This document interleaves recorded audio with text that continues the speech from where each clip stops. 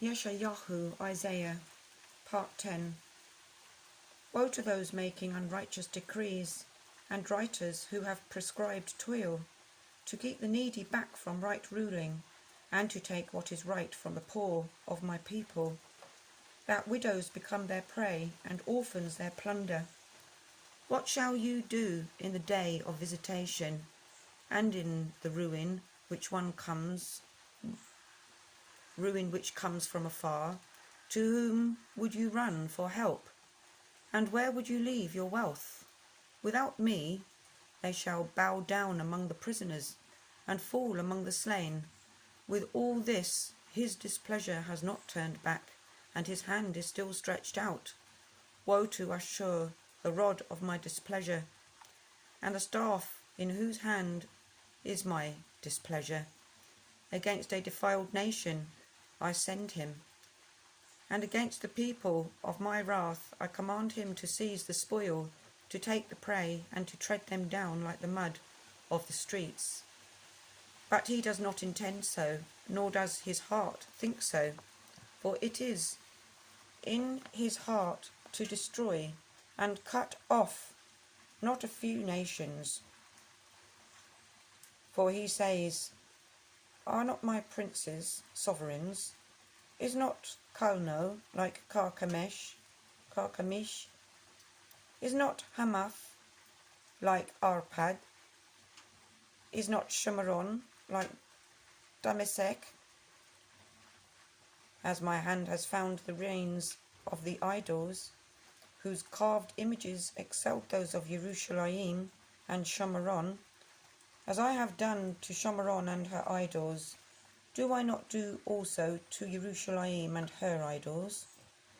It shall be, when Yahuwah has performed all his work on Mount Sinai and on Yerushalayim, that I shall punish the fruit of the greatness of the heart of the sovereign of Ashur, and the boasting of his haughty looks.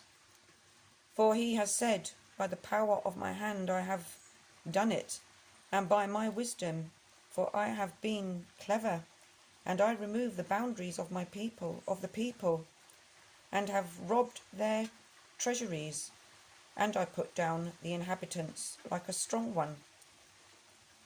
And my hand finds the riches of the people like a nest, and I have gathered all the earth like forsaken eggs are gathered. And there was no one who moved his wing, nor opened his mouth with even a peep. Would the axe boast itself over him who chops with it? Or the saw exalt itself over him who saws with it? As a rod waving, those who lift it up, as a staff lifting up, with which is not wood.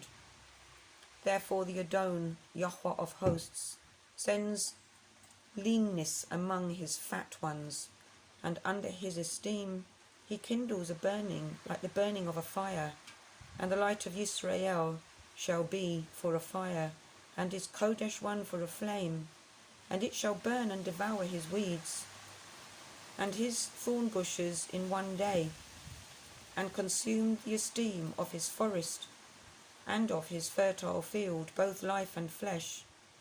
And they shall be as when a sick man wastes away, and the remaining trees of his forest shall be so few in number that a child records them.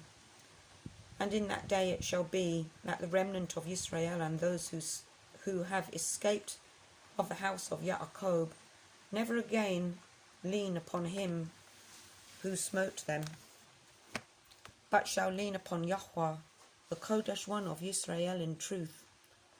A remnant shall return, the remnant of Yaakov, to the mighty Ale.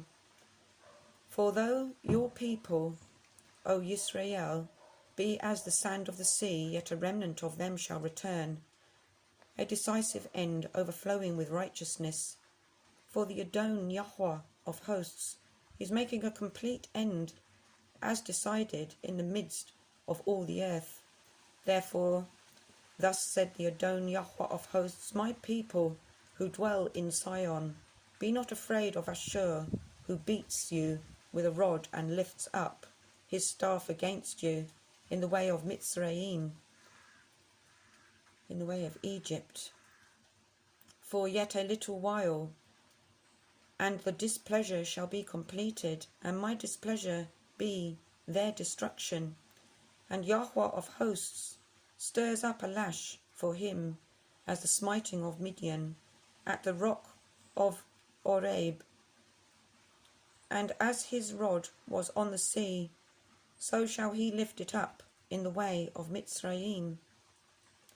And on that day it shall be that his burden is removed from your shoulder, and his yoke from your neck, and the yoke shall be destroyed because of the anointing oil.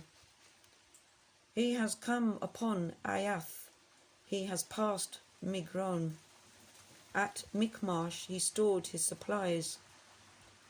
They have gone through the pass, they have taken up lodging at Givar. Ramah is afraid, Yivar and Shaul have fled. Lift up your voice, O daughter of Galim. Listen, Laishah, O poor Anathoth.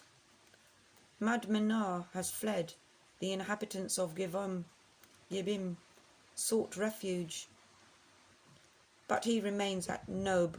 That day he shakes his fist at the mountain of the daughter of Sion, the hill of Yerushalayim. Look, the Adon, Yahweh of hosts, is lopping off a branch with an awesome crash, and the tall ones are cut down, and the lofty ones are laid low. And he shall cut down the thickets of the forest with iron, and Lebanon shall fall as a mighty one.